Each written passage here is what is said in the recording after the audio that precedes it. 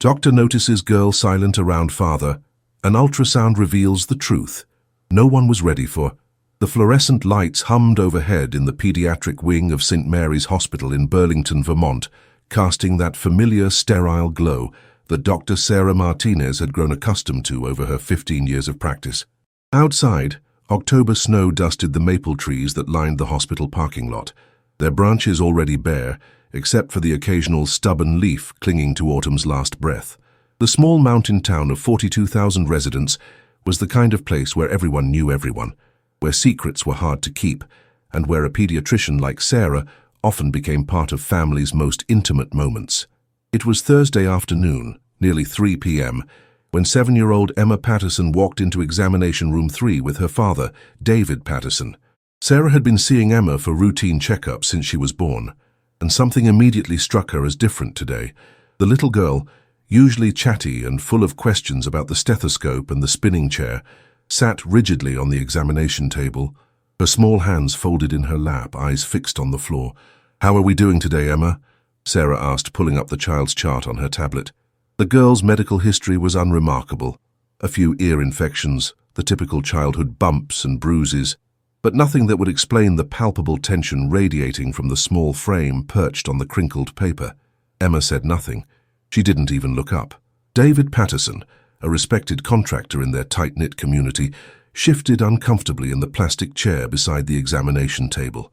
At 42, he was the kind of man who commanded attention when he entered the local hardware store or diner. Broad shoulders, calloused hands, and an easy smile that had made him popular among the town's residents. He'd built half the houses in the newer developments and was known for his reliability and fair pricing. "She's been quiet lately," David said, his voice carrying that slight edge that parents get when they're worried about their children. "My wife thought maybe she was getting sick, you know. Kids at school have been coming down with that stomach bug that's been going around." Sarah nodded, making notes, but her experienced eye caught something else entirely. Emma's posture wasn't just quiet, it was defensive. The child's shoulders were hunched forward, creating a barrier between herself and the room. More telling was how the girl had positioned herself, as far from her father as possible, while still sitting on the examination table. "Emma, honey, can you tell me how your tummy feels?" Sarah asked gently, moving closer to the child. She'd learned over the years that sometimes the best way to reach a scared child was to create physical distance from whatever was making them anxious. The little girl's eyes flicked up briefly, meeting Sarah's for just a moment. In that instant, Sarah saw something that made her heart skip. Fear. Not the typical fear of a doctor's visit or worry about a shot, but something deeper, more primal. Emma's gaze darted quickly to her father, then back to the floor. "It hurts sometimes," Emma whispered, her voice barely audible. "Can you show me where it hurts?" Sarah asked, approaching slowly as she would with any frightened animal. Emma's small hand moved to her lower abdomen, pressing gently. Sarah noticed how the child's breathing became shallow, how her entire body seemed to tense when she touched that area. "When does it hurt the most?" Sarah continued, keeping her voice soft and non-threatening. Again, Emma's eyes darted to her father. The look lasted only a second, but Sarah caught it. She'd seen this behavior before, unfortunately, and each time it made her stomach twist with professional concern and personal dread. "Mostly at night," Emma said, her voice even quieter now. David Patterson cleared his throat. "She's been having trouble sleeping. Nightmares, you know. Kids get them sometimes. My wife's been worried sick about it." Sarah nodded, but she was studying Emma's body language more than listening to David's explanation. The child had unconsciously pulled her knees up, creating an even tighter protective barrier. Her breathing had become more rapid, and Sarah noticed a thin sheen of perspiration on the girl's forehead, despite the cool temperature of the room. "Emma, I'm going to need to examine your tummy, okay? Just like we always do during checkups. Is that all right with you?" The child nodded slightly, but her entire body remained rigid. Sarah washed her hands thoroughly, talking quietly to Emma about the upcoming weekend, about whether she was excited for Halloween, anything to help the little girl relax. But Emma remained silent, answering only with nods or shakes of her head. As Sarah began the physical examination, she noticed several things that concerned her. Emma's abdomen was tender, more so than would be expected from a simple stomach bug. The child winced when Sarah pressed gently on her lower right side, and her breathing became even more shallow. But what concerned Sarah most was Emma's reaction when she had to lift the child's shirt for the examination. Emma's eyes went wide with panic, and she looked directly at her father with an expression that Sarah had seen too many times in her career. It was the look of a child who knew she was about to be hurt and was desperately checking to see if the person she feared most was watching. "It's okay, sweetie," Sarah said softly, positioning herself between Emma and her father. "I'm just going to listen to your heartbeat and feel your tummy, just like always." David Patterson stood up from his chair, moving closer to the examination table. "Is everything all right, Doc? You seem more thorough than usual." Sarah glanced at him, noting the slight hardness in his voice that hadn't been there moments before. "Just being careful. Emma seems to be in some discomfort, and I want to make sure we're not missing anything." As she continued the examination, Sarah's trained hands detected something that made her breath catch. Emma's abdomen felt different than it should for a 7-year-old girl. There was a firmness, a slight distension that could indicate several things, none of them good given the context of the child's behavior. "Mr. Patterson, I'm going to need to do an ultrasound," Sarah said, trying to keep her voice clinical and calm. "It's just a precaution, but I want to get a better look at what might be causing Emma's discomfort." David's reaction was immediate and telling. His jaw tightened, and he stepped closer to the examination table. "Is that really necessary? It's probably just a stomach bug, like I said. Kids get them all the time." "I understand your concern," Sarah replied, "but Emma's symptoms warrant a closer look. The ultrasound is completely painless, and it'll help us determine the best course of treatment." She watched as David's hands clenched into fists, then relaxed. It was a subtle gesture, but one that Sarah's experience had taught her to recognize. He was struggling with some internal conflict, and that struggle was manifesting in physical tension. "How long will it take?" David asked, his voice tight. "Only about 15 minutes. I can do it right here in the room." Sarah moved to the ultrasound machine in the corner, switching it on and listening to its familiar electronic hum. "Emma, this is going to feel cool and wet on your skin, but it won't hurt at all. The machine is going to take pictures of the inside of your tummy so we can see what's going on." Emma nodded, but her eyes remained fixed on her father. Sarah noticed how the child's breathing had become even more rapid, how her small hands were now gripping the edges of the examination table so tightly that her knuckles had turned white.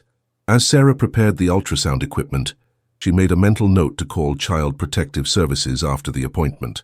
She'd been a pediatrician long enough to recognize the signs, and everything about this situation was raising red flags.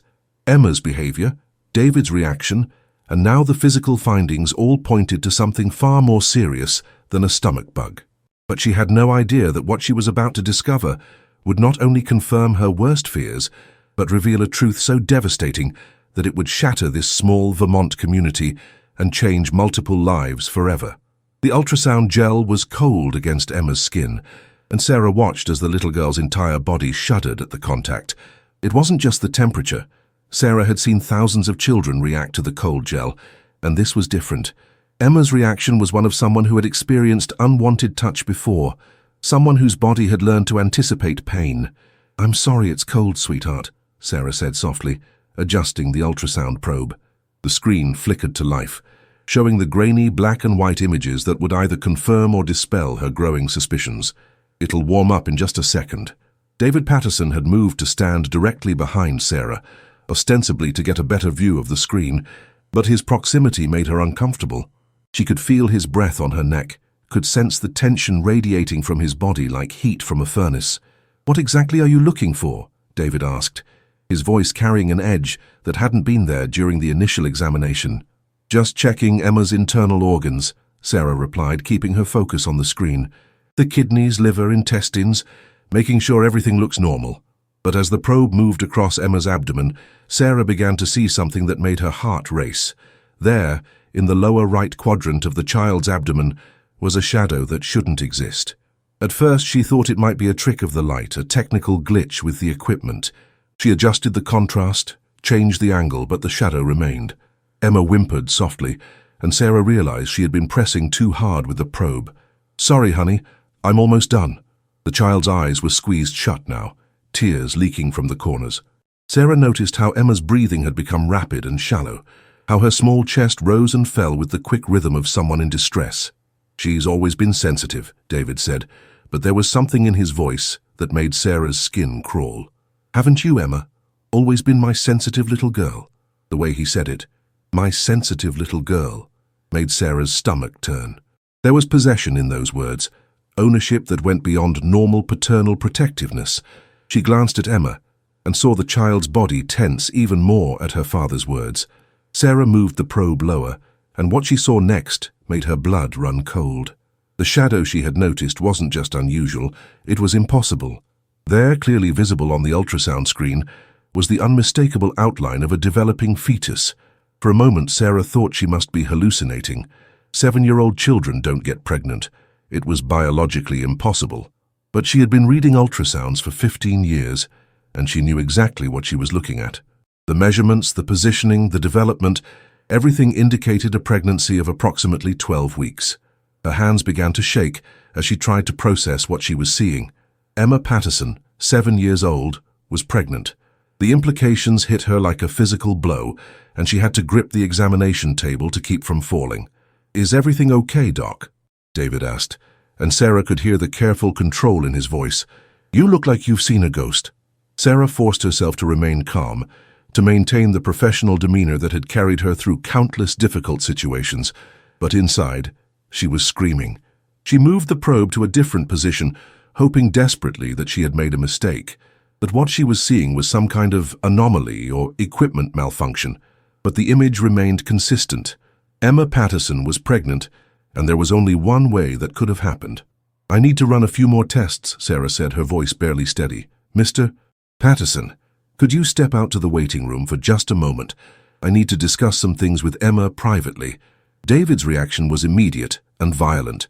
He stepped forward, his hand reaching for the ultrasound probe. "No, I'm not leaving my daughter alone with anyone. Whatever you need to say, you can say it in front of me." Sarah pulled the probe away, switching off the machine. "It's standard procedure, Mr. Patterson.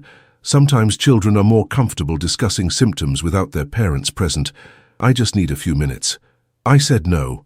David's voice had dropped to a growl, and Sarah could see the muscles in his jaw working.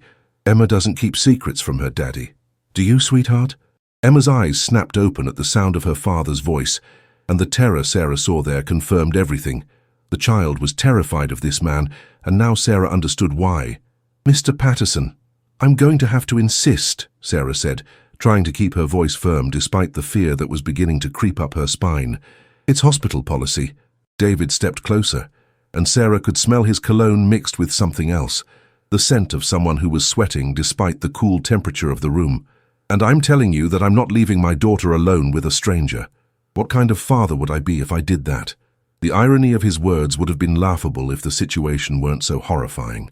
Sarah realized that she was in a room with a man who had sexually abused his 7-year-old daughter, gotten her pregnant, and was now trying to maintain control of the situation.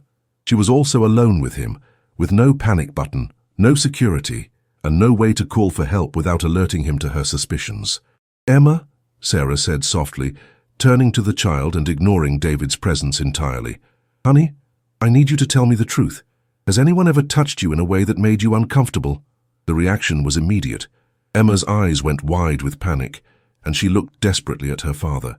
David's hand clenched into a fist, and Sarah saw him take a step toward the examination table. "That's enough," David said, his voice deadly quiet. "We're leaving. Emma, get down from there right now." But Emma didn't move. She remained frozen on the examination table, her small body trembling with fear. Sarah realized that the child was caught between two terrors, the fear of her father and the fear of what would happen if she disobeyed him.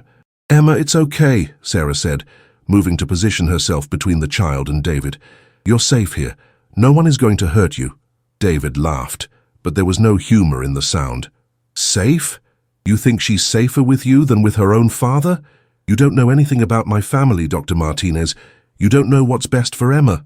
The way he said her name made Sarah's skin crawl.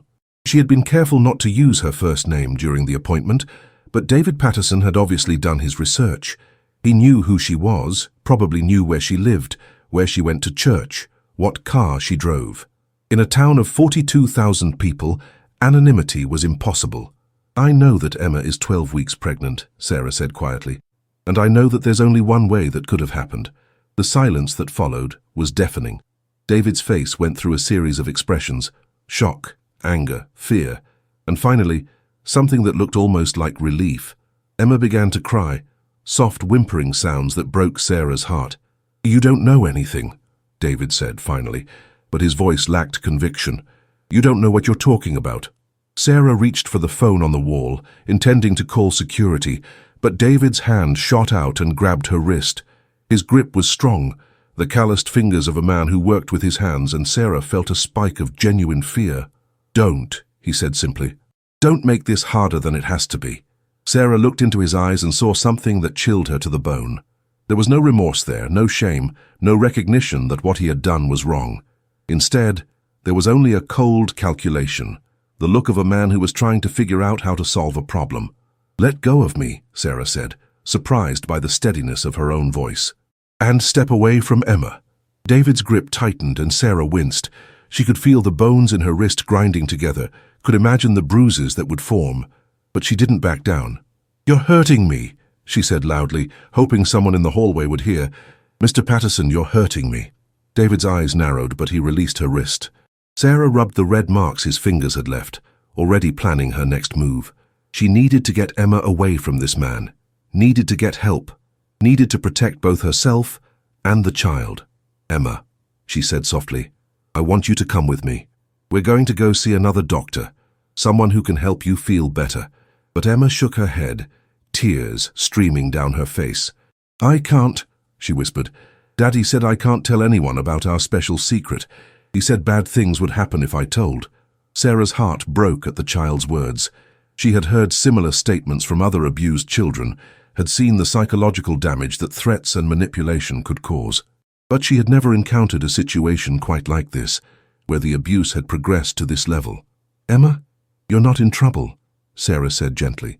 "You didn't do anything wrong, but I need you to come with me so we can make sure you're safe." David stepped forward again, and Sarah saw him reach into his jacket pocket. For a terrifying moment, she thought he might be reaching for a weapon, but instead he pulled out his cell phone. "I'm calling my lawyer," he said, his voice gaining strength.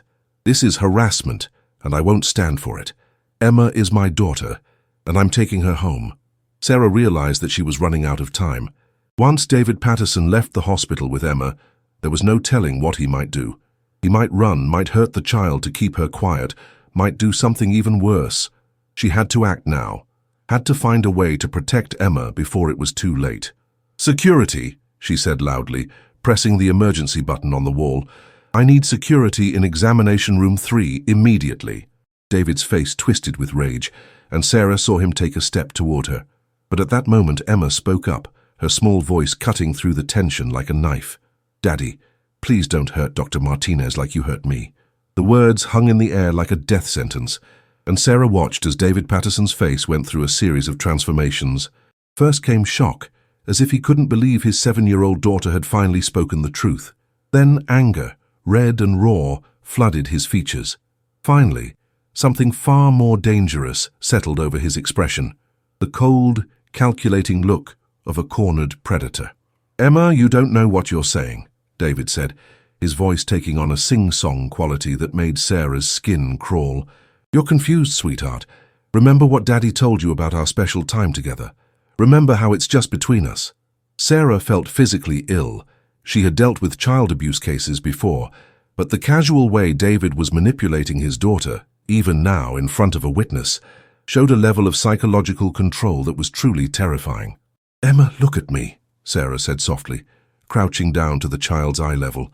"You are very brave for telling the truth. No one is going to hurt you for telling the truth."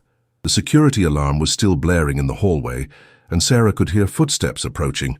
David heard them too, and his demeanor changed instantly. The predator vanished, replaced by the concerned father act he had been playing when they first arrived.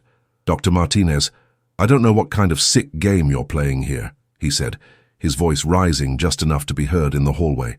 "But my daughter is obviously confused and frightened. You're traumatizing her with these questions." The examination room door burst open, and 2 security guards entered, followed by Dr. Patricia Hendricks, the hospital's chief of pediatrics. Sarah had never been so relieved to see another human being in her life. "What's the situation here?" "Doctor," Hendricks asked, her experienced eyes taking in the scene. Emma crying on the examination table, David standing defensively by the door, and Sarah positioned protectively between them. "This is David Patterson," Sarah said, her voice steady despite the adrenaline coursing through her system. "He brought his daughter Emma in for stomach complaints. I performed an ultrasound and discovered that Emma is 12 weeks pregnant." Dr. Hendricks' face went pale. She had been practicing pediatric medicine for over 20 years, and she knew exactly what Sarah's words meant. "Security, please escort Mr. Patterson to the waiting room. Dr. Martinez, I need to speak with you privately." "No," David said, his voice sharp. "I'm not leaving my daughter alone with you people. This is insane. 7-year-old children don't get pregnant. Your equipment is obviously malfunctioning."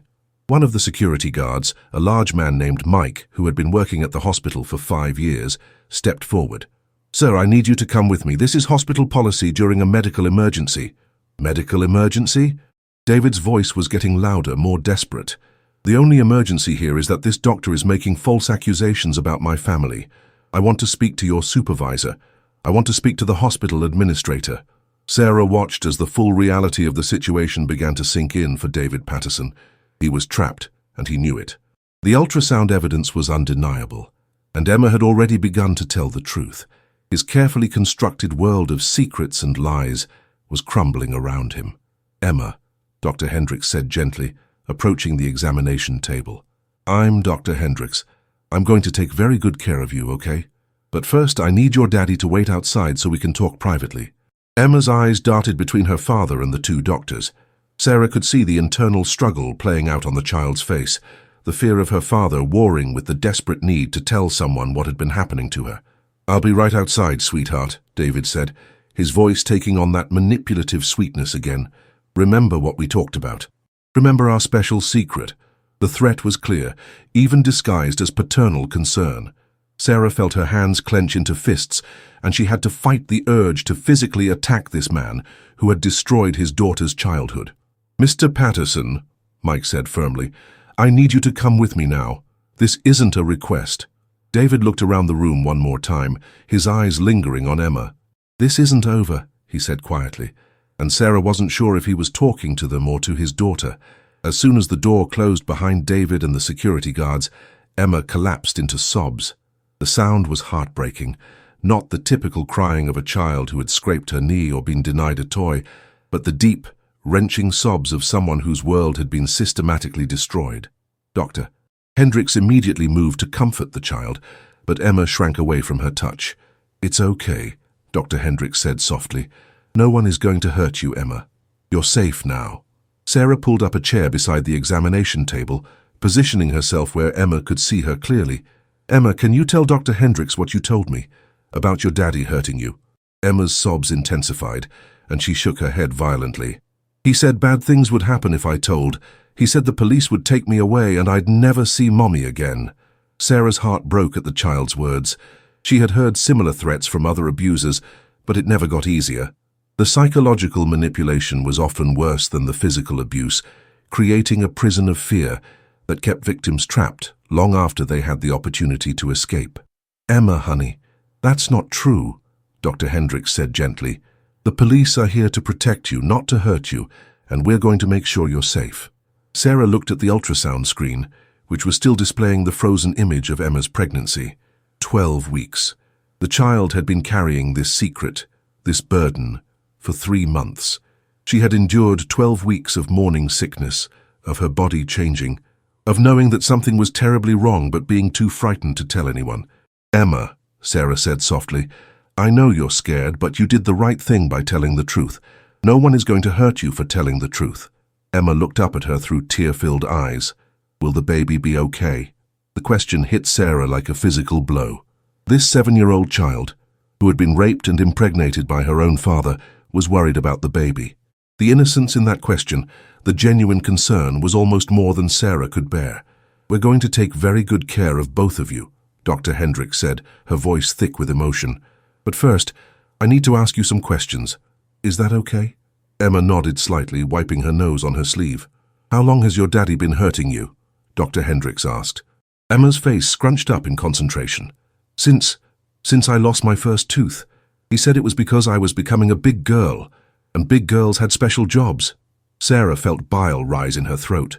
Emma had lost her first tooth almost 2 years ago, which meant the abuse had been going on for approximately 2 years. The systematic nature of it, the grooming, the psychological manipulation, it painted a picture of a predator who had been carefully preparing his daughter for increasingly severe abuse. "Did he ever hurt you anywhere else?" Dr. Hendricks continued gently. Emma nodded, her small hand moving to her throat. "Sometimes he would put his thing in my mouth. He said it was vitamins, that it would make me grow big and strong." Sarah had to excuse herself to vomit. She barely made it to the small sink in the corner of the room before her stomach rebelled completely. Behind her, she could hear Dr. Hendricks continuing to question Emma, gathering the information they would need for the police report and the medical examination. When Sarah returned, wiping her mouth with a paper towel, she found Dr. Hendricks making notes on a legal pad. Emma was still crying, but more quietly now, the exhaustion of keeping such a terrible secret finally catching up with her. "Emma," Dr. Hendricks said, "I need to examine you more thoroughly. It might be a little uncomfortable, but I need to make sure you're not hurt anywhere else. Is that okay?" Emma nodded, and Sarah watched as Dr. Hendricks conducted the most thorough and gentle examination she had ever witnessed. The doctor's face remained professionally neutral, but Sarah could see the tension in her shoulders, the way her hands trembled slightly as she documented each piece of evidence. The examination revealed what Sarah had feared. Emma showed clear signs of chronic sexual abuse, scarring, tearing, and other physical evidence that would be crucial for the prosecution. But more than that, the examination revealed the psychological damage that had been done. Emma's responses to touch, her hypervigilance, her dissociation during certain parts of the examination, all signs of severe trauma. "We need to call the police, Doctor," Hendricks said quietly, stepping away from the examination table. "And Child Protective Services. This child needs immediate protection." Sarah nodded, but she was thinking about David Patterson, sitting in the waiting room just down the hall. He was probably planning his next move, figuring out how to spin this situation to his advantage. Men like him were skilled manipulators, and she worried that he might find a way to escape justice. "What about the pregnancy?" Sarah asked quietly. Dr. Hendricks looked at Emma, who was now curled up in a ball on the examination table, sucking her thumb. "That's Emma's choice when she's ready to make it. Right now our priority is getting her to safety and beginning the healing process." A knock on the door interrupted them. Mike, the security guard, poked his head in. "Dr. Hendricks, Detective Morrison is here from the Burlington Police Department. She needs to speak with you about the situation." Sarah felt a mix of relief and anxiety. The wheels of justice were finally turning, but she knew the hardest part was just beginning. Emma would have to tell her story again, would have to face the legal system, would have to endure the scrutiny and doubt that often accompanied child abuse cases. "Emma," Dr. Hendricks said gently, "there's going to be a police officer who wants to talk to you. Her name is Detective Morrison, and she's very nice. She's going to help make sure you're safe." Emma looked up with frightened eyes. "Will she take me away from Mommy?" Sarah's heart ached at the question. Emma's world had been turned upside down, and she was grasping for any sense of normalcy, any familiar anchor in the storm of revelations and procedures that was about to engulf her. "No, sweetheart," Dr. Hendricks said softly.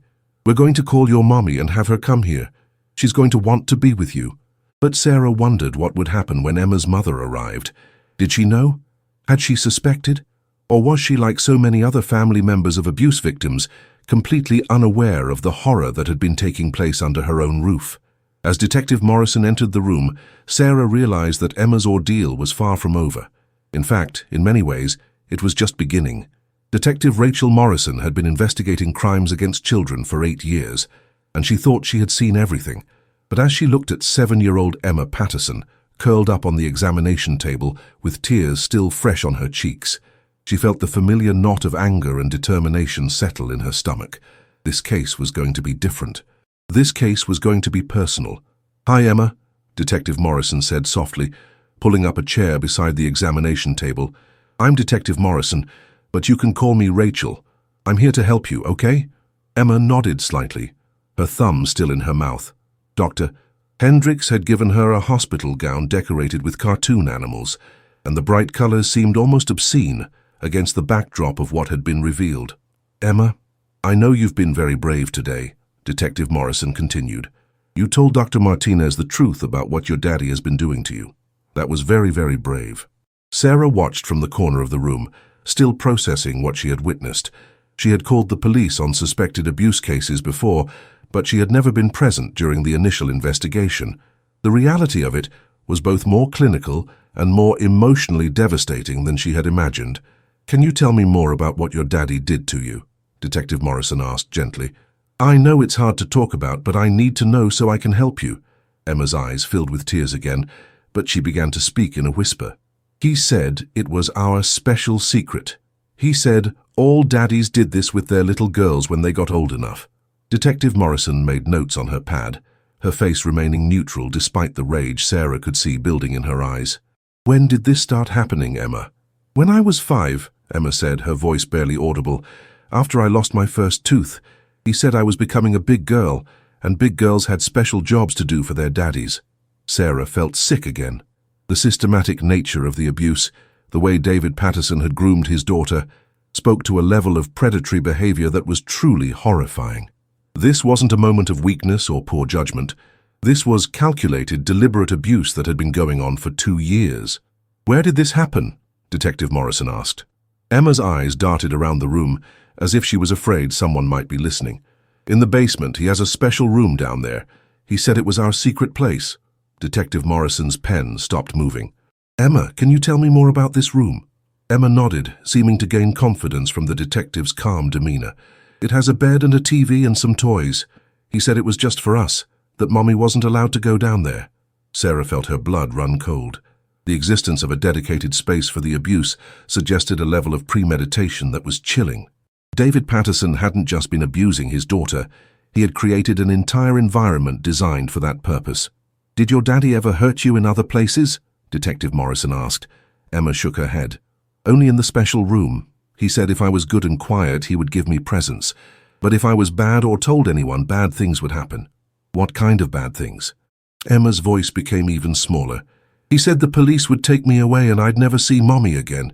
He said Mommy would be sad and it would be my fault." Detective Morrison set down her pen and looked directly at Emma. "Emma, I want you to listen to me very carefully. None of this is your fault. Do you understand me? You didn't do anything wrong." Emma nodded, but Sarah could see the doubt in her eyes. The psychological manipulation that David Patterson had used on his daughter was going to take years to undo, if it ever could be completely undone. "Emma," Detective Morrison continued, "I need to ask you about the baby. Do you understand what's happening to your body?" Emma looked confused. "Doctor, Martinez said there's a baby growing inside me, but I don't understand how it got there." The innocence in her voice was heartbreaking. This child had been pregnant for 3 months and hadn't even understood what was happening to her body. Sarah wondered if David Patterson had explained away the morning sickness, the changes in Emma's body, as something else entirely. "Has your daddy ever explained to you why your tummy has been getting bigger?" Detective Morrison asked. Emma nodded. "He said I was eating too much and getting fat. He said I needed to eat less so I wouldn't be ugly." Sarah felt tears streaming down her face. The cruelty of it, the way David Patterson had twisted his daughter's pregnancy into another form of abuse, was almost unbearable. A knock on the door interrupted them. Dr. Hendricks answered it, and Sarah could hear a woman's voice in the hallway, desperate, frightened, demanding to know what was happening to her daughter. "That's Emma's mother," Dr. Hendricks said quietly. "Should I bring her in?" Detective Morrison looked at Emma, who had perked up at the sound of her mother's voice. "Mommy?" Emma called out. "Mommy, is that you?" "Yes, sweetheart, Mommy's here," came the reply from the hallway. "I'm coming in, okay?" Lisa Patterson burst through the door, her face streaked with tears and her eyes wild with fear. She was a small woman, barely 5 feet tall, with the kind of fragile beauty that made her look younger than her 38 years. She worked as a part-time librarian at the local elementary school, and Sarah had met her at community events over the years. "Emma!" Lisa cried, rushing to the examination table and gathering her daughter into her arms. "Oh, my baby, what's happening? The police called me and said there was an emergency, but they wouldn't tell me what was wrong." Emma melted into her mother's embrace, and for a moment Sarah felt a flicker of hope. Maybe Lisa Patterson was truly innocent. Maybe she had been as much a victim of David's manipulation as Emma had been. "Mrs. Patterson," Detective Morrison said gently, "I'm Detective Morrison. I need to speak with you about your daughter." Lisa looked up, her face streaked with tears. "What's wrong with Emma? Is she sick? Are you a doctor?" "I'm a police detective," Detective Morrison said carefully. "Mrs. Patterson, I need to tell you something very difficult. Your daughter has been sexually abused." The words hit Lisa like a physical blow. She staggered backward, her face going white. "What? No, that's impossible. Who would do such a thing to my baby?" Detective Morrison's expression remained professional, but Sarah could see the pain in her eyes. This was always the hardest part, telling a parent that their child had been abused, especially when the abuser was someone they trusted. "Mrs. Patterson, Emma has told us that her father has been sexually abusing her for the past 2 years. Lisa's reaction was immediate and violent. "No," she screamed, her voice echoing off the walls of the small examination room. "No, that's not possible. David would never hurt Emma. He loves her. He's a good father." Emma began to cry again, frightened by her mother's reaction. Sarah watched as Lisa's world crumbled around her, as the foundation of her life, her marriage, her trust, her sense of safety, disintegrated in the space of a few words. "Mrs. Patterson," Dr. Hendricks said gently, "I performed a medical examination on Emma. The evidence is conclusive. Your daughter has been sexually abused and she's 12 weeks pregnant." Lisa's legs gave out and she collapsed into a chair. "Pregnant?" she whispered. "But she's only 7. That's not possible." "I'm afraid it is," Dr. Hendricks said. "The ultrasound clearly shows a developing fetus." Sarah watched as Lisa processed this information, watched as understanding dawned on her face. The woman's eyes went wide with horror, and she looked at Emma as if seeing her for the first time. "Oh my God," Lisa whispered. "Emma, is this true? Did Daddy hurt you?" Emma nodded, tears streaming down her face. "He said it was our special secret. He said all daddies did this with their little girls." Lisa's face crumpled and she began to sob. "I didn't know," she said over and over. "I didn't know. How could I not know?" Detective Morrison pulled out her phone. "Mrs. Patterson, I need to ask you some questions, but first, I need to put out an APB on your husband. Where is he right now?" Lisa looked up, confused. He's in the waiting room. He brought Emma to the doctor's appointment." Detective Morrison's expression sharpened. "He's here? At the hospital?" "Security escorted him to the waiting room about an hour ago," Dr. Hendricks said. "He should still be there." Detective Morrison was already moving toward the door. "I need backup units here immediately," she said into her radio. "Suspect is on the premises." But as she reached for the door handle, Mike the security guard appeared, his face grim. "Detective Morrison? I'm sorry, but David Patterson is gone. He left about 10 minutes ago, said he was going to get coffee. He never came back." Detective Morrison cursed under her breath. "Did anyone see which direction he went? What kind of car he was driving?" "Blue Ford pickup," Mike said. "Vermont plates. He headed north out of the parking lot." Sarah felt a chill run down her spine.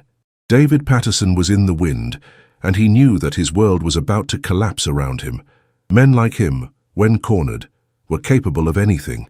She looked at Emma, still crying in her mother's arms, and wondered if the worst was yet to come.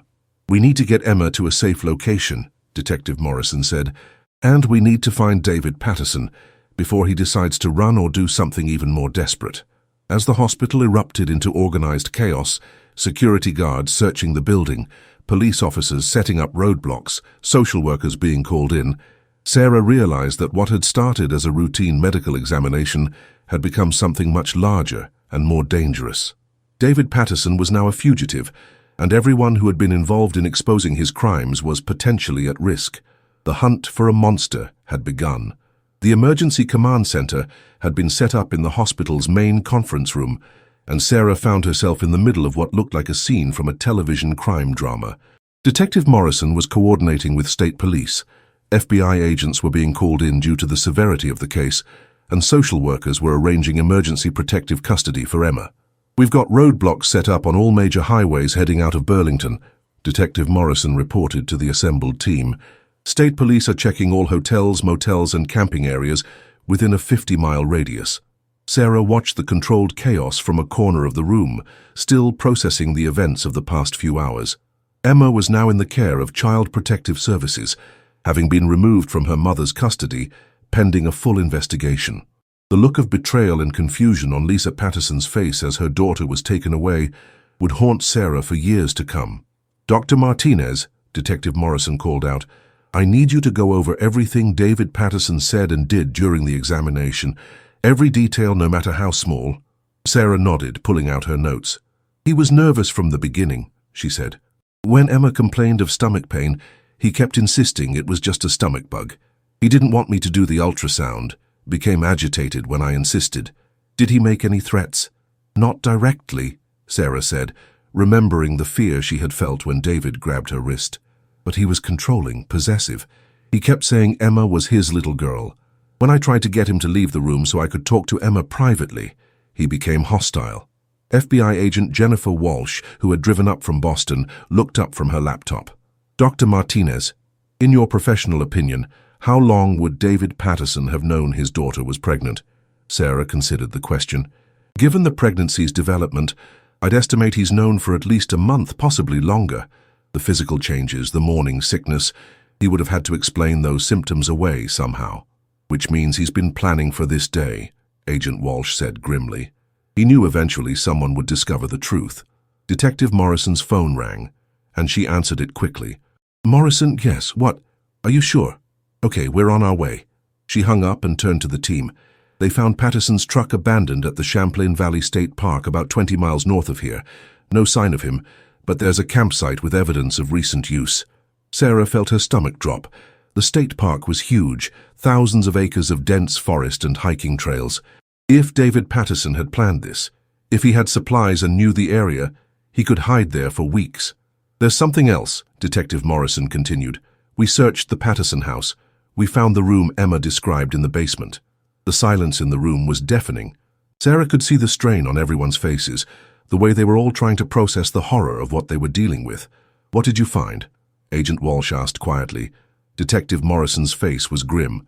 A fully furnished bedroom with restraints built into the bed frame, video equipment, a computer with files dating back 2 years, and a hidden safe with cash, fake IDs, and what appears to be a detailed escape plan. Sarah felt like she was going to be sick again. The premeditation, the systematic nature of David Patterson's crimes painted a picture of a predator who had been planning this for a long time. There's more, Detective Morrison said. We found evidence that this wasn't his first time. There are photographs, videos, other children. The words hung in the air like a death sentence. Sarah realized that Emma's case wasn't an isolated incident. David Patterson was a serial predator who had been operating for years, possibly decades. How many other children? Agent Walsh asked. We're still analyzing the evidence, Detective Morrison replied. But it looks like there could be as many as a dozen victims over the past 15 years. Sarah thought about all the times she had seen David Patterson around town, at school events, at the hardware store, at church. He had been hiding in plain sight, presenting himself as a devoted father and respected member of the community, while systematically abusing children. We need to warn the public, Agent Walsh said. If Patterson is still in the area, other children could be at risk. Detective Morrison nodded. We're preparing a press release now, but we need to be careful. We don't want to cause panic, and we need to protect the privacy of the victims. Sarah's phone buzzed with a text message. She glanced at it, expecting it to be from a colleague or family member, but the number was unfamiliar. The message made her blood run cold. You should have minded your own business, Dr. Martinez. This isn't over. Detective Morrison, Sarah said, her voice shaking slightly. I just received a text message. I think it's from David Patterson. The room erupted into activity. Agent Walsh immediately began tracing the phone number, while Detective Morrison called for additional security at the hospital. Sarah realized that by exposing David Patterson's crimes, she had made herself a target. We're going to assign a protective detail to you, Detective Morrison said. Patterson is desperate, and desperate men are dangerous. Sarah nodded, but her mind was racing. If David Patterson was threatening her, what did that mean for Emma, for Lisa, for the other victims whose lives had been destroyed by this monster? Detective Morrison, Agent Walsh called out. The text was sent from a burner phone, but we've got a location. Cell tower data shows it originated from somewhere in the Champlain Valley area, consistent with where we found the truck. So he's still in the area, Detective Morrison said. That's good and bad. Good because he hasn't fled the state. Bad because he's close enough to potentially harm more people. Sarah thought about Emma, now in protective custody, probably confused and frightened, not understanding why she had been separated from her mother. The child had been through so much already, and now she was facing the uncertainty of the foster care system. "What's going to happen to Emma?" Sarah asked. Detective Morrison's expression softened slightly. "She's in emergency placement with a specialized foster family that deals with abuse cases. They're trained to handle children who have been through trauma. She'll also have access to counseling and medical care. And Lisa, Emma's mother, she's cooperating with the investigation," Detective Morrison said. "We don't believe she had any knowledge of the abuse. She's been cleared to have supervised visits with Emma once the psychologist determines it's appropriate." Sarah felt a small sense of relief. At least Emma would be able to maintain some connection to her mother, assuming Lisa was truly innocent. "Dr. Martinez," Agent Walsh said, "I need to ask you about the other doctors in your practice. Has anyone else expressed concerns about David Patterson or his interactions with Emma?" Sarah thought about her colleagues, trying to remember any conversations or observations that might be relevant. "No, nothing specific. Emma always seemed quiet during appointments, but we attributed that to normal childhood shyness." "What about other children in the family? Friends, neighbors?" "The Pattersons only have Emma," Sarah said, "but David did construction work all over town. He would have had access to many homes, many families." Agent Walsh made notes on her laptop. "We're going to need a list of all his recent projects, all the families he's worked for. We need to determine if there are other victims." The scope of the investigation was becoming clear. This wasn't just about Emma Patterson. It was about a community that had been infiltrated by a predator who had used his position of trust and respectability to access victims. "There's something else we need to consider," Detective Morrison said. "Patterson's message to Dr. Martinez suggests he's not planning to go quietly. He's angry, he's desperate, and he's got nothing left to lose." Sarah felt a chill run down her spine. She had seen David Patterson's capacity for violence when he had grabbed her wrist, had seen the cold calculation in his eyes when he realized his secret was exposed. If he was threatening her, it meant he was planning something. "We need to increase security at the hospital," Agent Walsh said. "And we need to be prepared for the possibility that Patterson might try to contact other victims or their families." As the meeting broke up and the various law enforcement agencies began coordinating their efforts, Sarah found herself thinking about Emma. The little girl was safe now, but the psychological damage that had been done would take years to heal. She thought about the pregnancy, about the terrible choices that lay ahead for a 7-year-old child who should have been worried about homework and playground games, not about carrying her rapist's baby. The investigation was just beginning, but Sarah already knew that this case would change everything, for Emma, for the community, and for everyone who had been touched by David Patterson's evil. The monster had been exposed, but he was still out there, still dangerous, still capable of causing more harm. As Sarah left the hospital that night, escorted by 2 police officers, she couldn't shake the feeling that David Patterson was watching, waiting, planning his next move. The battle for justice was just beginning, and she wasn't sure who would emerge victorious. The search for David Patterson entered its 3rd day with no sign of the fugitive. Sarah had been staying at a safe house outside of Burlington, her life turned upside down by the protective detail that followed her everywhere. She couldn't work, couldn't return to her apartment, couldn't even visit the grocery store without 2 armed officers flanking her. "Dr. Martinez," Detective Morrison said, settling into the chair across from her in the safe house's small kitchen. "We've made some progress in the investigation. We've identified 3 more potential victims." Sarah set down her coffee cup, her hands trembling slightly. 3 more children. 2 children and 1 teenage girl, Morrison replied. "All from families where Patterson did construction work over the past 5 years. We're still in the early stages of the investigation, but the evidence is compelling." The weight of it all pressed down on Sarah like a physical force. Emma's case wasn't an isolated incident. It was part of a pattern of abuse that had been going on for years. How many children had suffered while David Patterson maintained his facade of respectability? "What about Emma?" Sarah asked. "How is she doing?" Detective Morrison's expression softened. "She's struggling, as you'd expect. The foster family is experienced with trauma cases, and she's seeing a child psychologist every day. But she's been asking for you." Sarah felt tears prick her eyes. "She's been asking for me?" "She keeps telling her caseworker that Dr. Martinez is the one who helped her tell the truth. She wants to thank you." The irony wasn't lost on Sarah. Emma wanted to thank her, but Sarah felt like she had failed the child. If she had been more observant, more suspicious, Could she have detected the abuse sooner? Could she have spared Emma months of additional trauma? The pregnancy, Sarah said quietly. What's been decided about that? Detective Morrison sighed. That's still being determined. Emma's too young to make that kind of decision herself, and her mother is still in shock. The psychologist is working with them to help Emma understand her options. Sarah nodded, understanding the complexity of the situation. Emma was carrying the child of her rapist, but she was also just 7 years old, barely old enough to understand what was happening to her body. Detective Morrison's radio crackled to life. "Morrison, we've got a situation at the Patterson house. Someone's been there." Sarah felt her blood run cold. "David?" "Unknown. We're heading over there now.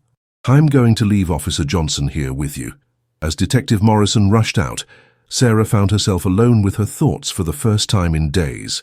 She couldn't stop thinking about Emma, about the other victims, about the community that had been shattered by David Patterson's crimes. Her phone rang, and she saw Dr. Hendrick's name on the screen. "Patricia." "Sarah, I wanted to check on you. How are you holding up?" Sarah laughed bitterly. "I'm in a safe house being protected from a man who raped his own daughter. How do you think I'm holding up?" "I know this is difficult," Dr. Hendrick said gently, "but you saved Emma's life. You need to remember that." "Did I, or did I just expose her to more trauma? She's been taken from her mother. She's in foster care. She's pregnant with her rapist's child. What kind of life is that for a 7-year-old? "It's better than the life she was living," Dr. Hendrick said firmly. "Sarah, you did the right thing. You saved a child from continued abuse. That's what we took an oath to do." Sarah knew Dr. Hendricks was right, but the knowledge didn't make it any easier. She had been a pediatrician for 15 years, had dedicated her life to helping children, but she had never encountered a case like this. The scope of the evil, the systematic nature of the abuse, the way David Patterson had manipulated not just Emma, but the entire community. It was beyond anything she had trained for. "Sarah," Dr. Hendricks continued, "there's something else. We've been contacted by other hospitals in the region. They're reviewing cases where David Patterson's children were treated. There might be more victims." Sarah felt sick. "How many more?" "We don't know yet, but Patterson did work all over Vermont and New Hampshire. The scope of this could be much larger than we initially thought." As Dr. Hendricks hung up, Sarah realized that Emma's case was just the tip of the iceberg. David Patterson had been operating for years, possibly decades, using his position as a respected contractor to gain access to families and children. The investigation was going to expose a network of abuse that would devastate multiple communities. Officer Johnson, a young police officer who had been assigned to her protective detail, knocked on the door. "Dr. Martinez, Detective Morrison is on the radio. She wants to speak with you." Sarah took the radio, her hands shaking slightly. "This is Sarah Martinez." "Dr. Martinez, we found evidence at the Patterson house that David has been there recently. We also found something else, a list of names and addresses. Your name is on it." Sarah felt the blood drain from her face. "What kind of list?" "It appears to be a target list. People involved in the investigation, potential witnesses, anyone who might pose a threat to him. We're increasing your security detail and moving you to a different location." As Sarah packed her few belongings, she realized that David Patterson wasn't just running from justice. He was planning something. The text message he had sent her hadn't been an empty threat. He was methodically planning his revenge against everyone who had exposed his crimes. "Officer Johnson," Sarah said. "What about Emma? Is she on the list?" Johnson's expression was grim. "I can't discuss the details of the investigation, but I can tell you that all potential victims are being protected." Sarah felt a spike of fear. If David Patterson was targeting Emma, the child was in even more danger than they had realized. She thought about the little girl alone in a foster home, traumatized and confused, not understanding why her world had been turned upside down. The drive to the new safe house took them through downtown Burlington, past the hospital where this nightmare had begun. Sarah saw the news trucks lined up outside, reporters doing live broadcasts about the manhunt for David Patterson. The story had gone national, and the small Vermont community was now under intense scrutiny. "Dr. Martinez," Officer Johnson said as they pulled up to the new safe house, "I need to ask you something.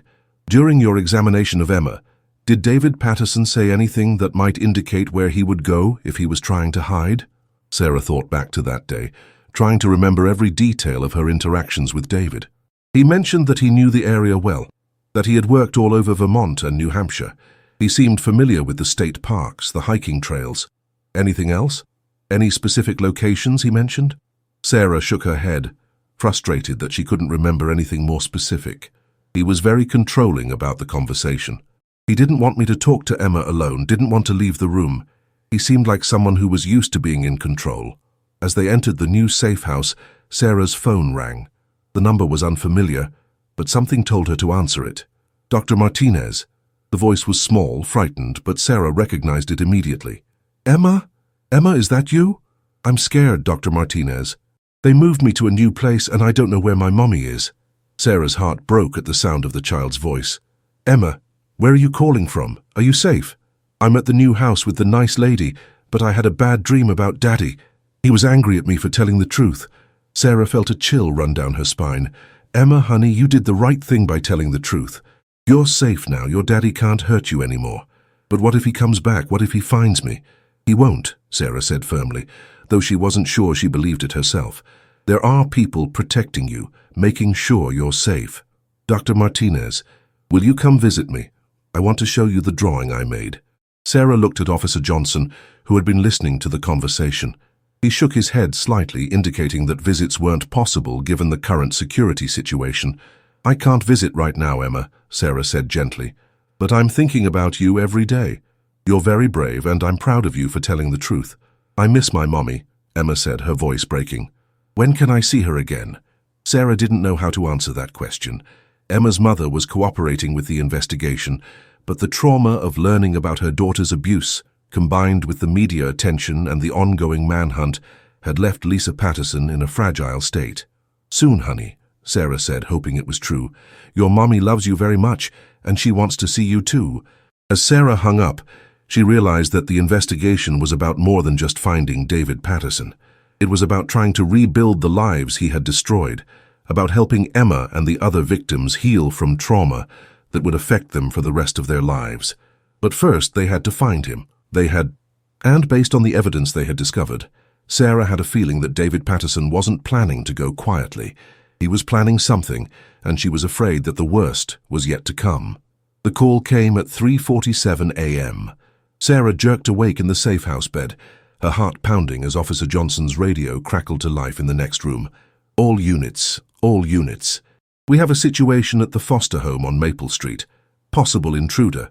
Repeat, possible intruder at the foster home. Child victim Emma Patterson is at this location. Sarah's blood turned to ice. David Patterson had found Emma. She rushed to the living room where Officer Johnson was already strapping on his vest and checking his weapon. Dr. Martinez, I need you to stay here. Backup is on the way. No, Sarah said firmly. If Emma is in danger, I need to be there. She trusts me. Ma'am, I can't let you... Officer Johnson, that little girl has been through hell. If she's scared, if she's in danger, she needs to see a familiar face. She needs to know that someone who cares about her is there. Johnson hesitated, then spoke into his radio. This is Johnson. Doctor, Martinez is requesting to respond to the scene. The child victim has established trust with her. Detective Morrison's voice crackled through the radio. Bring her. But she stays in the vehicle until we clear the scene. The drive to the foster home took only 10 minutes, but it felt like an eternity. Sarah could see the flashing lights from blocks away, could hear the sirens as additional units converged on the quiet residential street. The foster home was a modest 2-story house in a neighborhood where children played in the yards and families felt safe. That safety had been shattered. As they pulled up, Sarah could see the tactical team surrounding the house. There were police cars, unmarked FBI vehicles, and an ambulance standing by. The scene was controlled chaos, with officers establishing a perimeter and negotiating teams setting up their equipment. Dr. Martinez, Detective Morrison approached the car, her face grim. We have a situation. Patterson is inside the house with Emma. He's armed, and he's made it clear that he's not coming out. Sarah felt like she was going to vomit. Is Emma hurt? We don't know. He's been inside for about an hour. The foster mother managed to escape and call 911, but Emma was asleep upstairs when Patterson broke in. How did he find her? Detective Morrison's expression darkened. We're still investigating, but it appears he's been watching the house for days. He knew the layout, knew where Emma's room was. Sarah looked at the house, trying to imagine the terror that 7-year-old Emma must be feeling. She had finally escaped her father's abuse, had been placed in a safe environment, only to have him track her down again. "What's he saying?" Sarah asked. "He wants to talk to you." Sarah's heart stopped. "What?" "He says he'll only negotiate with Dr. Martinez. He says you're the one who ruined his life, so you're the one who needs to fix it." Sarah felt the weight of responsibility crushing down on her. Emma's life was in danger, and David Patterson was using her as leverage against the person who had exposed his crimes. "I'll do it," Sarah said without hesitation. "I'll talk to him." Detective Morrison shook her head. "It's too dangerous. We have trained negotiators." "He doesn't want to talk to them," Sarah interrupted. "He wants to talk to me, and if talking to me is what it takes to keep Emma safe, then that's what I'll do." Agent Walsh joined them, holding a phone. "Patterson's on the line. He wants to speak with Dr. Martinez." Sarah took the phone with trembling hands. "David, this is Dr. Martinez. Dr. Sarah Martinez." David's voice was cold, controlled. "The woman who destroyed my family." "David, I didn't destroy your family. You did that when you chose to hurt Emma." "I never hurt Emma!" David's voice exploded through the phone. "I loved her. I was taking care of her. She was mine." Sarah felt sick at the possessiveness in his voice, at the way he spoke about Emma as if she were property rather than a human being. "David, Emma is just a child. She's 7 years old. She needs protection, not what you were doing to her." "You don't understand," David said, his voice taking on a wheedling quality. "Emma and I had something special. She was happy before you interfered. She was safe with me." Sarah thought about Emma on the examination table, terrified and pregnant, and felt anger surge through her. "She was not safe with you, David. You raped her. You got her pregnant. You destroyed her childhood." "I never raped her," David shouted. "I loved her. I was teaching her. All fathers do this with their daughters when they're ready." The delusion in his voice was terrifying. David Patterson genuinely believed that what he had done to Emma was normal, was loving. He had constructed an entire fantasy world where his abuse was justified, where his victims were willing participants. "David, where is Emma now? Is she safe?" "She's with me. Where she belongs. Where she's always belonged." Sarah looked at Detective Morrison, who was listening to the conversation through another phone. Morrison held up a piece of paper. "Keep him talking. Team is in position." "David, I need to know that Emma is okay. Can I talk to her?" There was a pause, then Sarah heard Emma's voice, small and frightened. "Dr. Martinez? Is that really you?" "Yes, sweetheart, it's me. Are you okay? Are you hurt?" "I'm scared," Emma whispered. "Daddy says we're going to go away together, but I don't want to go. I want to stay with the nice lady."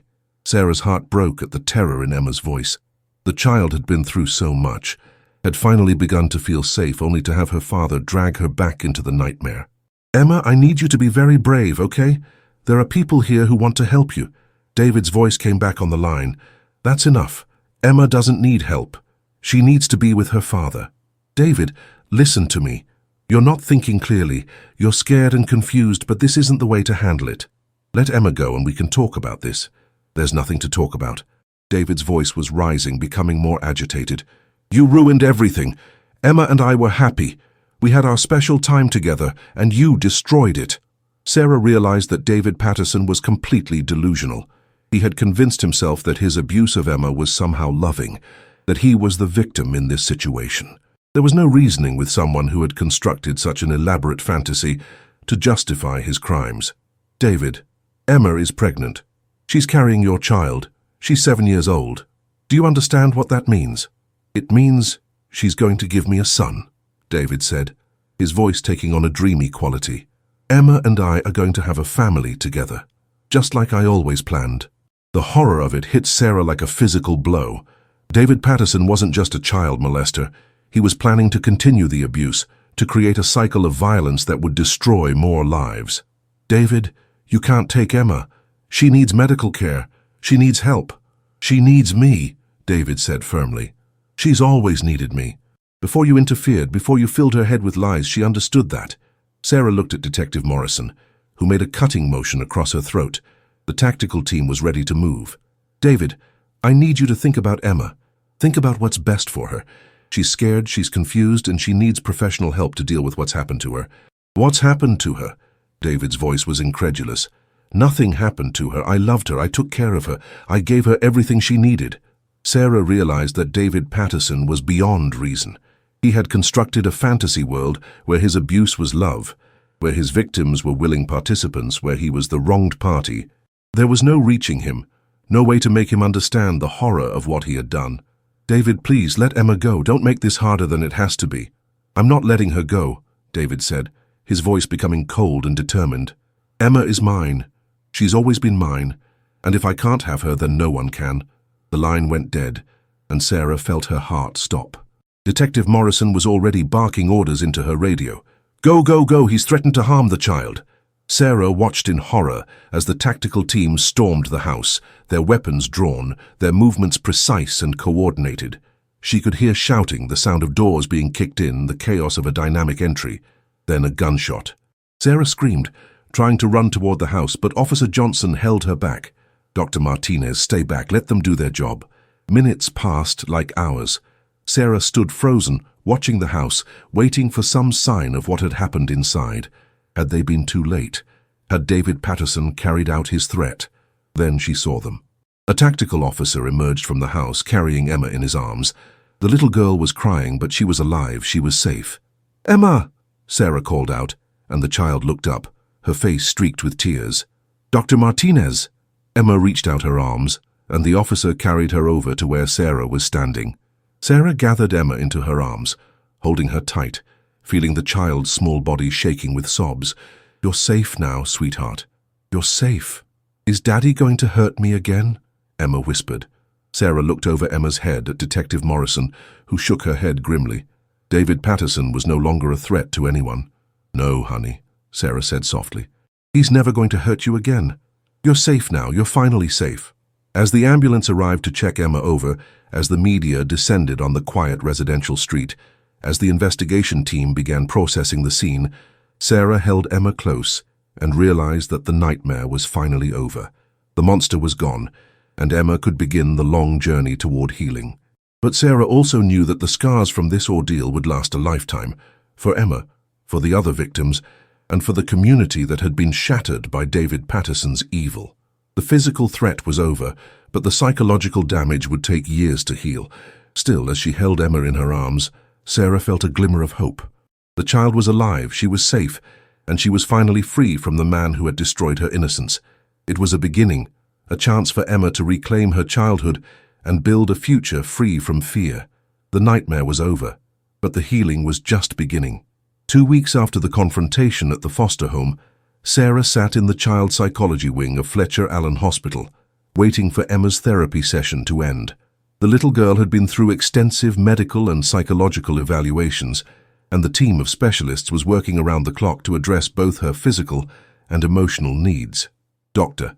Jennifer Chen, Emma's child psychologist, emerged from the therapy room with a cautious smile. "She's making progress," Dr. Chen said, settling into the chair beside Sarah. "It's going to be a long road, but Emma is remarkably resilient." Sarah nodded, though she could see the toll the trauma had taken on the child. Emma had lost weight, had frequent nightmares, and seemed to startle at every unexpected sound. But there were moments, small glimpses of the child she had been before the abuse, that gave Sarah hope. "What about the pregnancy?" Sarah asked quietly. Dr. Chen's expression grew serious. "That's still being determined. Emma's mother has been working with a counselor to help her understand the options. It's an incredibly complex situation." Sarah understood the complexity. Emma was carrying her rapist's child, but she was also just 7 years old, barely old enough to understand what was happening to her body. The medical risks of pregnancy in such a young child were enormous, but so was the psychological trauma of terminating the pregnancy. "Has Emma expressed any preferences?" "She's still trying to understand what's happening," Dr. Chen said. "The concept of pregnancy is abstract to her. She knows there's a baby growing inside her, but she doesn't fully grasp the implications." Sarah's heart ached for Emma. The child had been through so much, had her innocence stolen in the most brutal way possible, and now she was facing choices that no 7-year-old should ever have to make. "Dr. Martinez," Dr. Chen continued, "Emma has been asking for you. She wants to know when you'll visit her." Sarah had been cleared to visit Emma once the immediate danger had passed, but she had been hesitant. She wasn't sure if her presence would help or harm the child's recovery. "Do you think it would be beneficial for her to see me?" Dr. Chen nodded. Emma has formed a strong attachment to you. You represent safety and protection to her. I think supervised visits could be very helpful for her healing process. As if on cue, the therapy room door opened, and Emma emerged, holding a drawing in her small hands. When she saw Sarah, her face lit up with the first genuine smile Sarah had seen from her since the ordeal began. "Dr. Martinez!" Emma ran to her, wrapping her arms around Sarah's legs. "I drew you a picture." Sarah knelt down to Emma's level, accepting the drawing. It showed two figures, a large one labeled Dr. Martinez and a smaller one labeled Emma, standing under a rainbow. The image was simple but powerful, representing hope and protection. "It's beautiful, Emma," Sarah said, her voice thick with emotion. "Thank you for making this for me." "I wanted to show you that I'm getting better," Emma said earnestly. "Dr. Chen says I'm very brave." "You are very brave," Sarah agreed. "The bravest little girl I know." Emma's expression grew serious. "Dr. Martinez, is it true that Daddy can't hurt me anymore?" Sarah took Emma's small hands in hers. "Yes, sweetheart, your daddy can never hurt you again. You're safe now." Emma nodded, seeming to accept this reassurance. "Good, because I didn't like the special secret. It made me feel sick." Sarah felt tears prick her eyes. Even now, weeks after the revelation, Emma was still processing what had happened to her, still trying to understand why her father had hurt her. "Emma, I need you to remember something very important," Sarah said. "None of what happened was your fault. Do you understand me? You didn't do anything wrong." Emma nodded solemnly. "Dr. Chen tells me that too. She says some grown-ups make bad choices, but it's not the kids' fault." The fact that Emma was beginning to understand this concept gave Sarah hope. With proper therapy and support, Emma might be able to overcome the psychological damage that had been inflicted on her. "Dr. Martinez," Emma said, her voice dropping to a whisper, "can you tell me about the baby?" Sarah looked at Dr. Chen, who nodded encouragingly. "What would you like to know about the baby, Emma?" "Doctor, Chen says it's growing inside me, but I don't understand how it got there." Sarah chose her words carefully. "Sometimes, when grown-ups hurt children in certain ways, it can cause a baby to start growing. But it's not something that was supposed to happen to you." Emma's face scrunched up in concentration. "Will I be a mommy?" The question hit Sarah like a physical blow. Emma was 7 years old, still playing with dolls and coloring books, and she was asking if she would be a mother. The wrongness of it, the way David Patterson's crimes had stolen Emma's childhood, filled Sarah with rage. "That's something we're still figuring out," Sarah said gently. "But whatever happens, there are lots of people who love you and want to take care of you." Emma seemed to accept this answer, and the conversation moved on to lighter topics. Emma's new foster family, her therapy sessions, the drawings she had been making. But Sarah couldn't shake the image of this little girl, pregnant with her rapist's child, trying to understand concepts that were far beyond her years. After the visit, Sarah met with Detective Morrison and Agent Walsh to discuss the ongoing investigation. David Patterson was dead, killed during the confrontation at the foster home, but his crimes had left a trail of destruction that would take years to fully address. "We've identified 7 additional victims," Detective Morrison reported. "All girls, ranging in age from 5 to 12 when the abuse occurred. We're working with their families to provide support and counseling." Sarah felt sick. 7 more children had been subjected to David Patterson's abuse. 7 more families had been destroyed by his crimes. "What about the video evidence?" Sarah asked. Agent Walsh's expression was grim. "We've recovered thousands of hours of video evidence from Patterson's house and various storage locations. It's going to take months to process it all, but it's clear that he was documenting his crimes extensively." The systematic nature of David Patterson's abuse was becoming clearer with each piece of evidence uncovered. He had been operating for years, carefully selecting his victims, documenting his crimes, and maintaining detailed records of his abuse. "There's something else," Agent Walsh continued. "We've found evidence that Patterson was part of a larger network. He was sharing images and videos with other predators, and we believe he may have been involved in child trafficking." Sarah felt the room spin around her. The scope of David Patterson's crimes was far worse than they had initially realized. He hadn't just been abusing children. He had been part of a criminal enterprise that exploited children on a massive scale. "How many other children?" Sarah asked. "We're still investigating," Detective Morrison said. "But the evidence suggests that Patterson's network may have been responsible for the abuse of hundreds of children over the past decade." Sarah thought about Emma, about the resilience she had shown despite everything she had been through. The child was getting better, was learning to trust again, was beginning to heal from the trauma. But there were hundreds of other children out there who had been victims of this network, children who might never get the help they needed. "What can we do?" Sarah asked. "We continue the investigation," Agent Walsh said. "We identify the other members of the network, we locate the other victims, and we make sure that justice is served. It's going to be a long process, but we're committed to seeing it through." As Sarah left the hospital that evening, she thought about Emma's drawing, about the rainbow that the child had drawn above their figures. Emma had been through hell, but she was still capable of seeing hope, still capable of believing in a better future. It was a reminder that even in the darkest circumstances, there was always the possibility of healing, of recovery, of redemption. The investigation would continue, the other victims would be identified and helped, and the network of predators would be brought to justice. But for now, Sarah was content to focus on Emma, on helping one little girl heal from the trauma that had been inflicted on her. It was a start, and sometimes that was enough. 3 months had passed since the confrontation that ended David Patterson's reign of terror. Sarah walked through the corridors of the Vermont Children's Advocacy Center, a specialized facility that had been established to help Emma and the other victims of Patterson's abuse. The center was a place of healing, designed to provide comprehensive services to children who had experienced trauma. Emma was now living with a permanent foster family, the Johnsons, who had extensive experience with children who had survived abuse.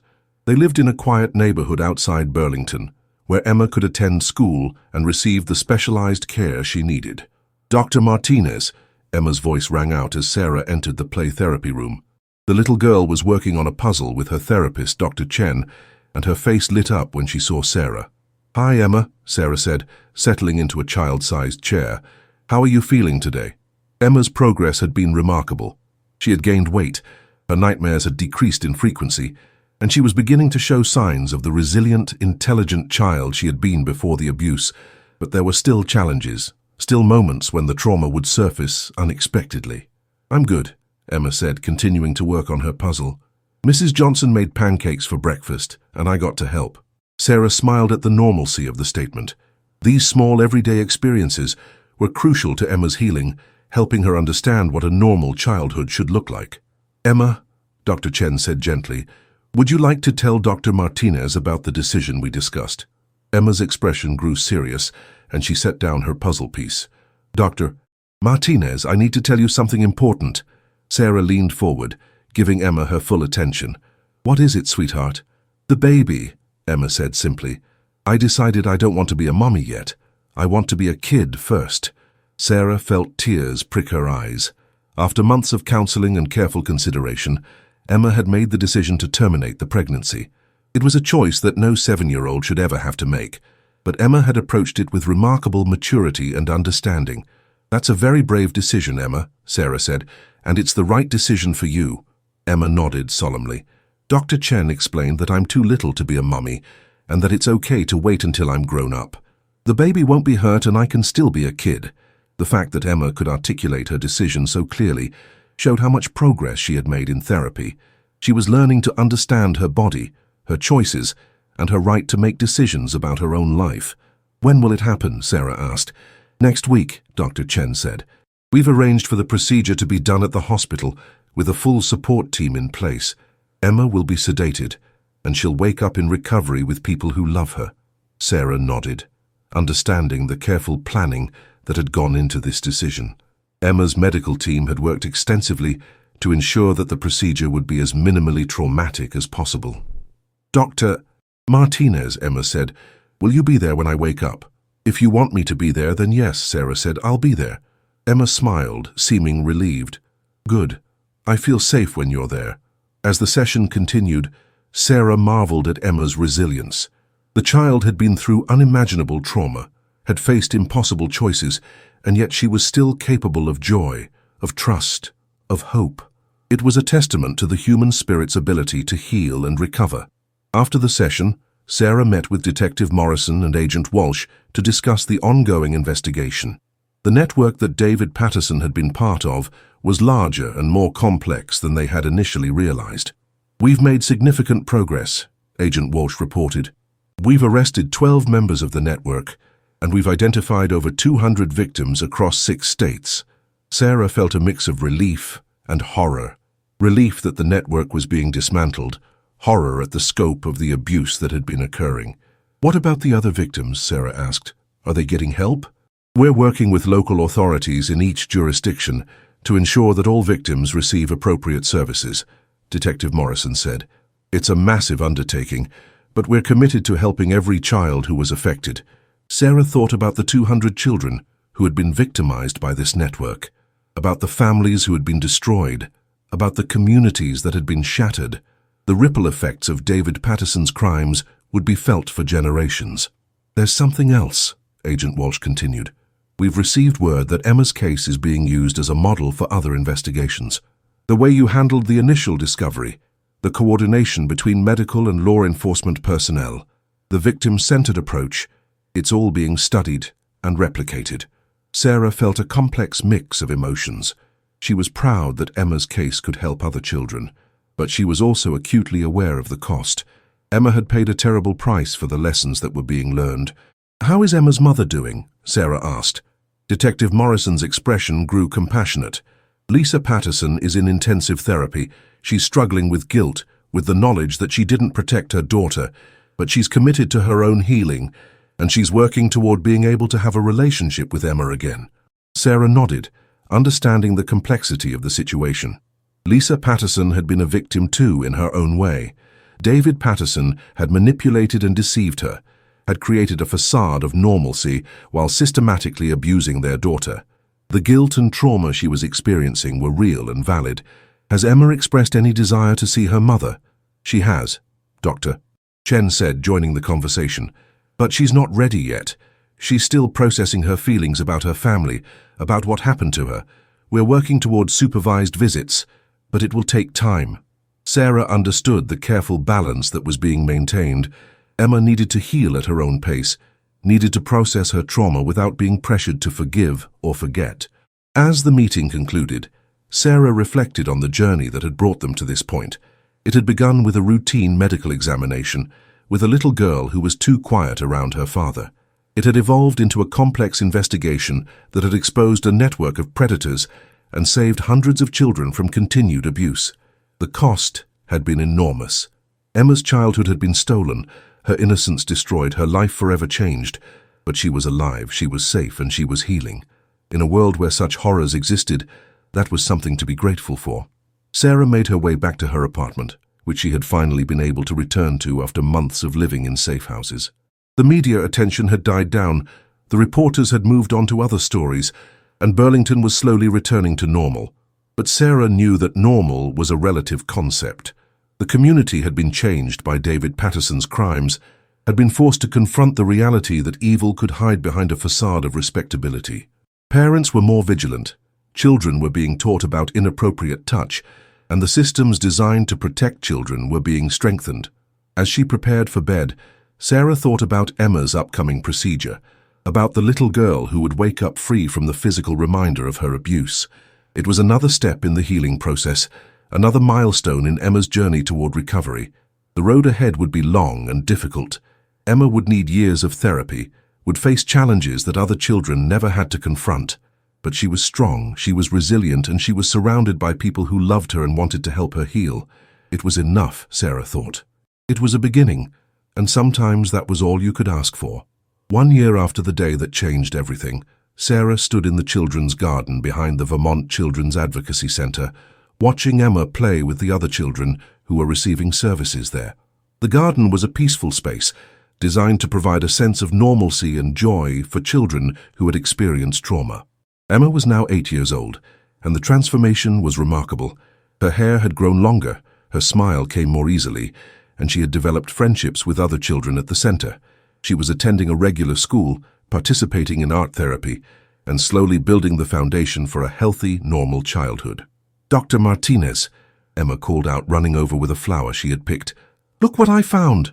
Sarah accepted the flower, a small daisy that had bloomed despite the early spring cold.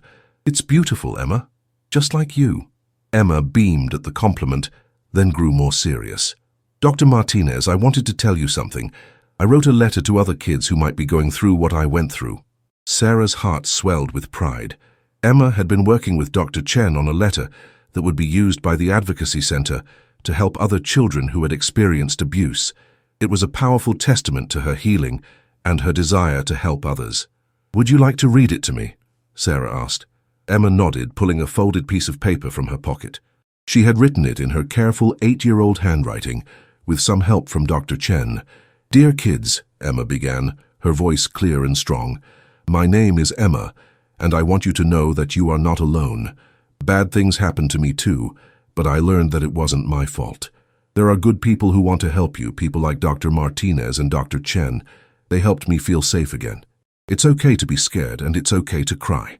But you are brave and you are loved, and things will get better. I promise. Love, Emma.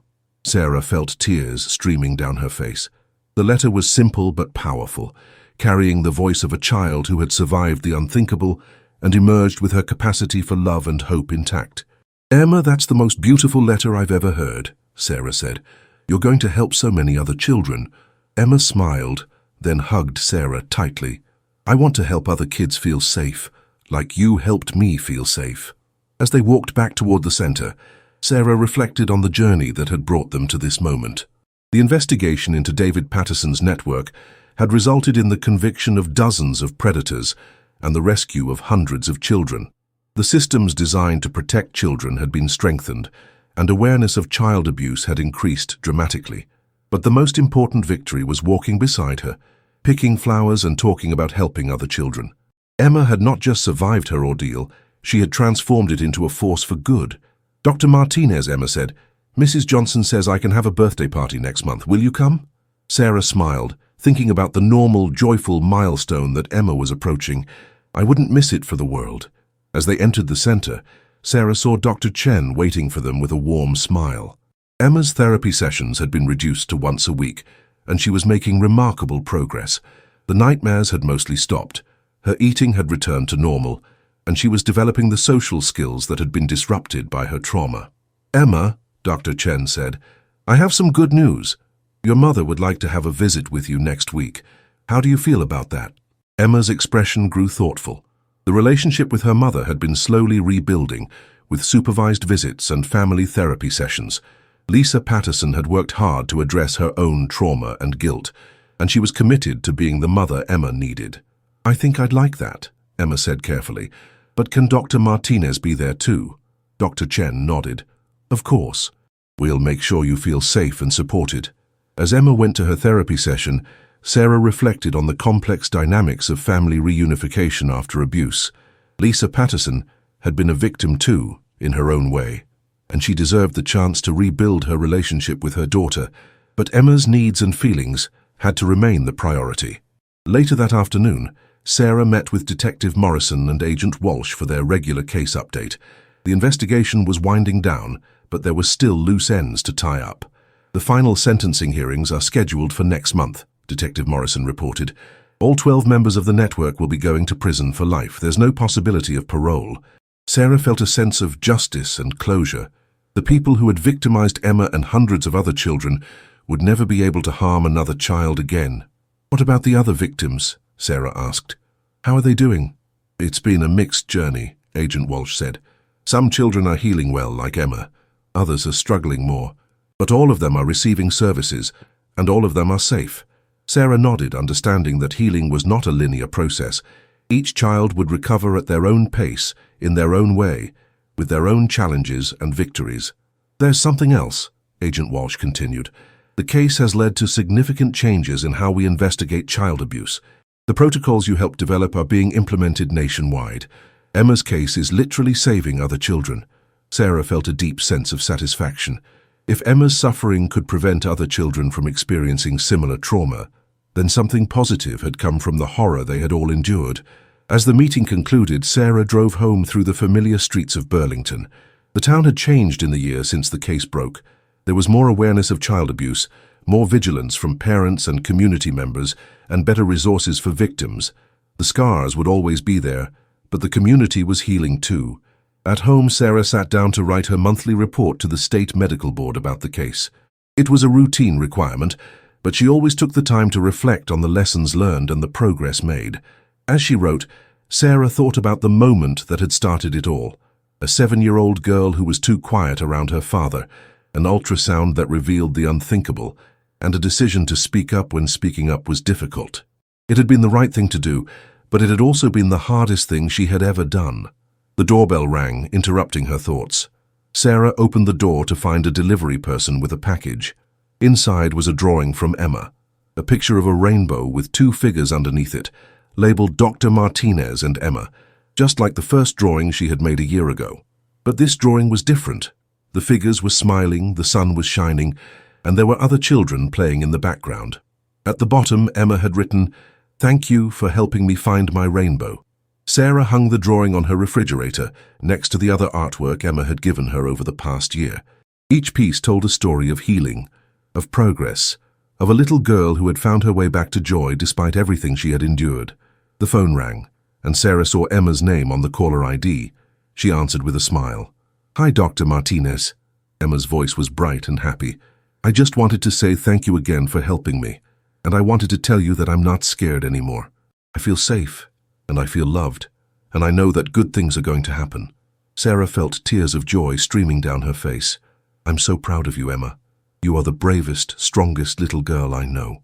Dr. Martinez, will you always be my friend?" "Always," Sarah said without hesitation. "I will always be your friend, Emma, no matter what." As she hung up the phone, Sarah realized that her life had been forever changed by this case. She had seen the worst of humanity, but she had also seen the best. She had witnessed the incredible resilience of children, the power of love to heal trauma, and the importance of standing up for those who cannot stand up for themselves. Emma was safe, she was healing, and she was thriving. The network of predators had been dismantled, the systems had been improved, and other children were being protected. It was not the end of the story.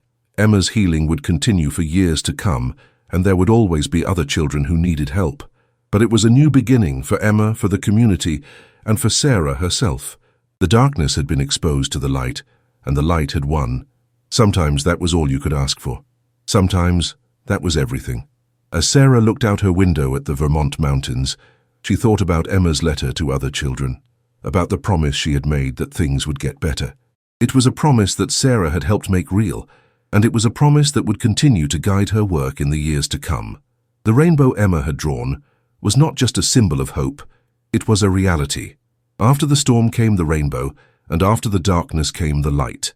Emma had found her rainbow, and she was helping other children find theirs too. It was the most beautiful ending Sarah could have imagined, and the most promising beginning she could have hoped for.